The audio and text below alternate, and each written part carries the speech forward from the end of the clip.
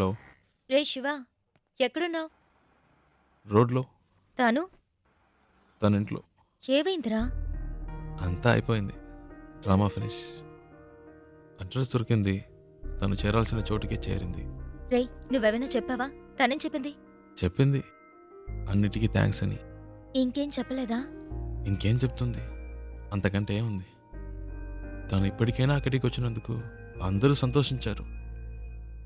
నేను అక్కడ ఎందుకున్నానో నాకే అర్థం కాలేదు. వచ్చిన పని అయిపోయిందని అనిపించింది. అందుకే వచ్చేసా. బెంగళూరు నుంచి బాంబే వరకు వచ్చాను. అది నాకు పెద్ద దూరం అనిపించలేదు. ఇప్పుడు తన్ని ఇంట్లో వదిలేసి రోడ్డు వరకే వచ్చాను. బాగా దూరం అయిపోయినట్టుంది ప్రియా. ఏడు పోస్తున్నట్టుంది. రేయ్, నువ్వు ఊహించినట్టు ఏం జరగదు. ధైర్యంగా ఉండు. రేయ్, వాడు బాధలో ఏదేదో మాట్లాడుతున్నాడు. నువ్వు మాట్లాడు. రే శివ, ఆనంద్ మాట్లాడుతున్నాను. ఏమైందిరా? రేయ్, నేను ట్రాఫిక్లో ఉన్నాను రా. తర్వాత చేస్తాను.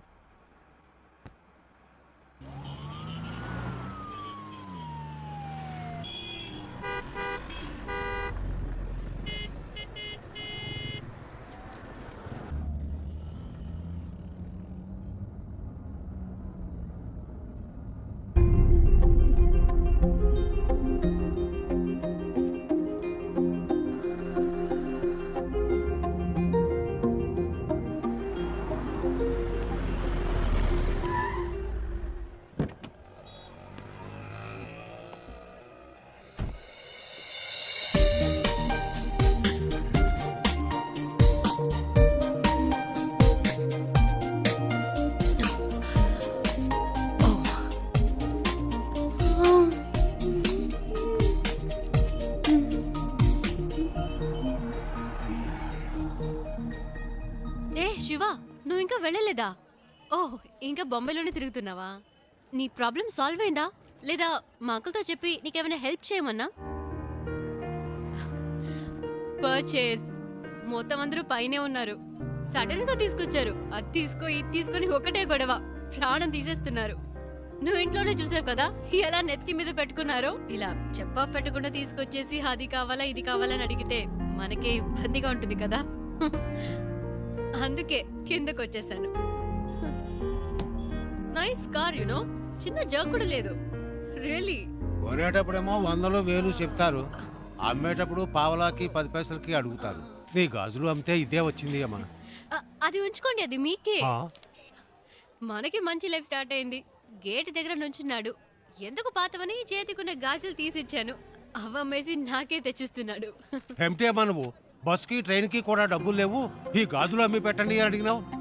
నీ డబ్బు నాకు ఎందుకు అమ్మా? ఇదిగో కష్టపడి సంపాదించిన డబ్బే నిలబట్టలేదు.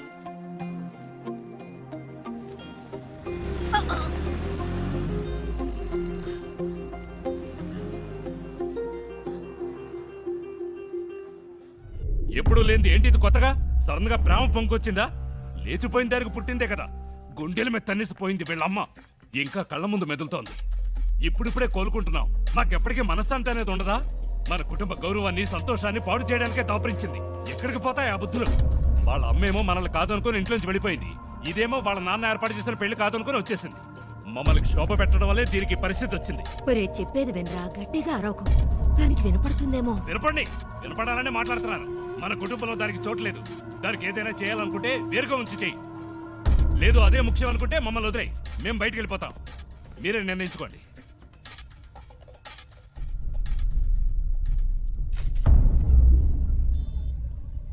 ఆ ఇంట్లోంచి బయటికి పంపించారు. వాళ్ళకి నచ్చలేదు. అమ్మ గురించి తప్పుగా మాట్లాడారు. అందుకే నేను అక్కడ ఉండలేకపోయాను. వచ్చేసాను. అమ్మ చెప్పింది తాతగారి పేరు మీద బాంబేలో రోడ్డే ఉందని.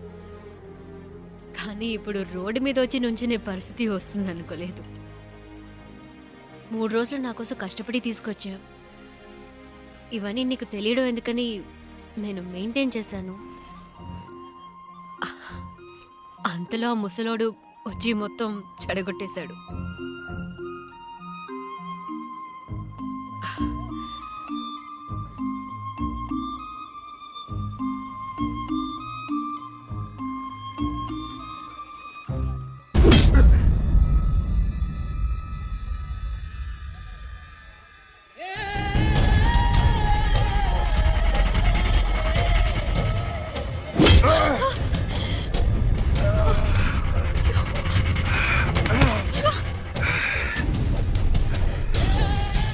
రోజు నా చేత రక్తం కక్కించావు. 6 నెలలు జైల్లో నేను చిప్పకూడు తినేలా చేశావు.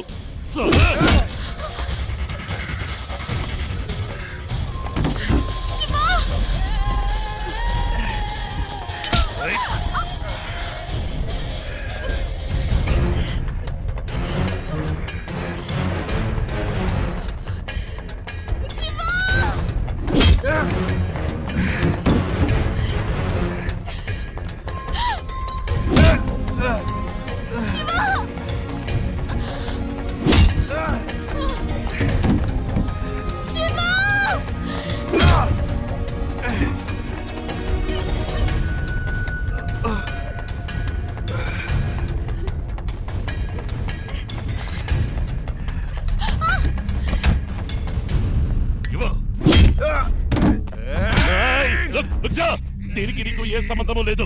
వీడు నా శత్రువు. నీకు కావాల్సింది ఆ అమ్మాయి కదా. తీసుకువెళ్ళు.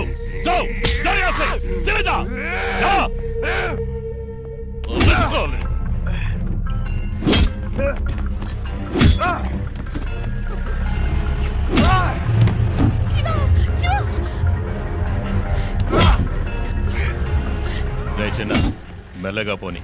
వాడు దెబ్బలు తిండం చూసేద్దాం.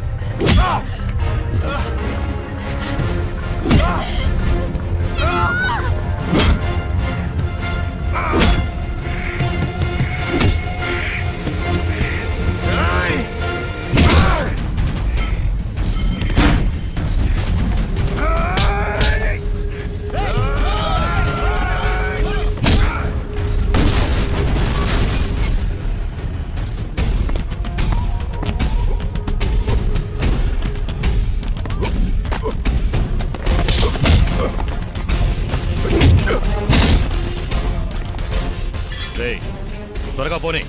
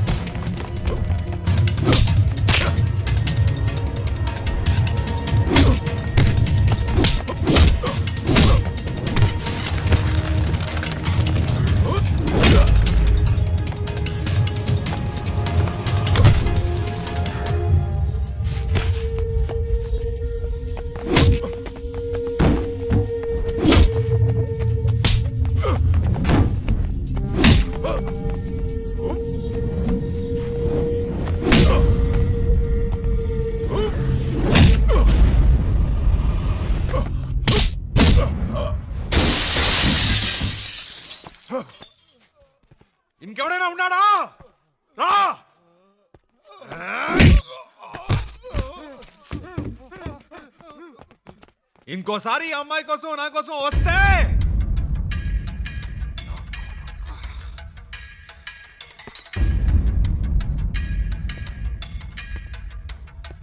రా, ఇంకెవడొస్తారో చూస్తా.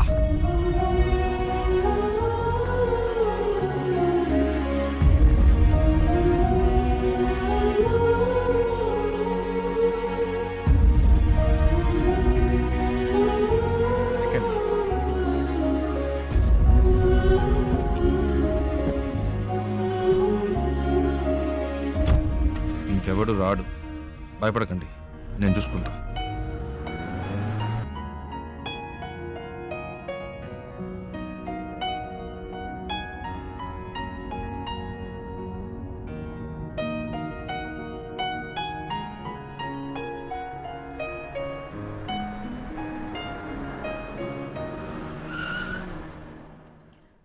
ఏమైంది శివ? అటు చూడండి.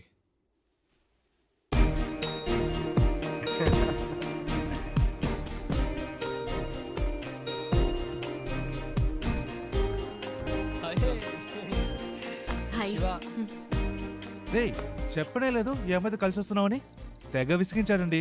టార్చర్ తట్టుకోలేకపోయాం. రేయ్, బెంగళూరులో మిమ్మల్ని మొదటిసారి బస్సులో చూసినప్పటి నుంచి మా ప్రాణం తీశాడు. బెంగళూరులో బస్సులో నన్ను చూసాడా? ఏమండి మీ వల్ల వీడు ఇంటర్వ్యూ మిస్ చేసుకుని వచ్చాడు. ఇంటర్వ్యూనా? ప్రతిసారి ఏం జరిగినా మాకు ఫోన్ చేసి మా పని చెరగొట్టేవాడు. ఆ, నేను మీ అమ్మమ్మ ఇంట్లో వదిలొచ్చాక తెగ ఏడ్చాడు. కూల్ చేసేసరికి మా ప్రాణాలు పోయాయి.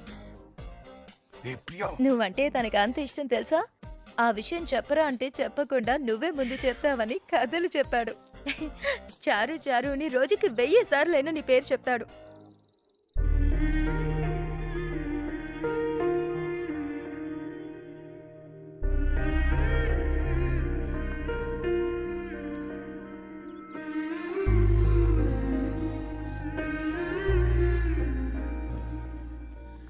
అది వాళ్ళేదో తమాష్కి అలాంటిదేమీ లేదండి. నిజంగా మీరు ఏ ఇంకా ఎందుకు దాస్తావు?